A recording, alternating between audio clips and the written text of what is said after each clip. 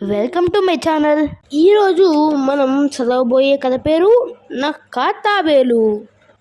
ఒక తాబేలు ఓ చెరువు ఒడ్డున నీటిలో సగం మునిగిన దొంగ మీద కూర్చొని లల్లాయి పదాలు పాడుకుంటోంది.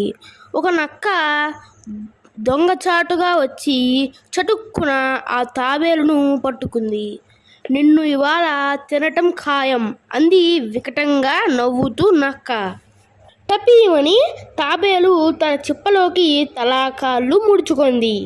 అయినా నక్క వదల్లేదు. నిన్ను వదలనుగాక వదలను అంది నక్క.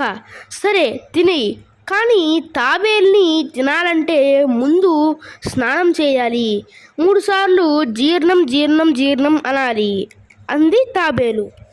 ఓస్ ఇంతేనా అంటూ నక్క తాబేలును ఆ దొంగ మీద వెల్లికల పడుకోబెట్టి తాను స్నానం కోసం నీళ్ళలోకి దూకింది. దాంతో ఆ దొంగ ఒక పక్కకి ఒరిగింది. స్నానం చేసి మళ్ళీ ఆ దొంగ మీదకి నక్క ఎగిరింది.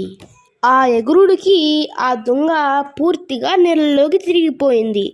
నక్క ఇంకా జీర్ణం జీర్ణం అనుకుంటూ కళ్ళు మూసుకొని అరుస్తోంది. ఈలోగా దొంగ తిరిగిపోగానే తాబేలు సర్రున నీళ్ళ లోపలికి ఈదుకుంటూ వెళ్ళిపోయింది. నీతి: సమయస్ఫూర్తితో ఎంతటి ఆపదనైనా తప్పించుకోవచ్చు. Bye friends.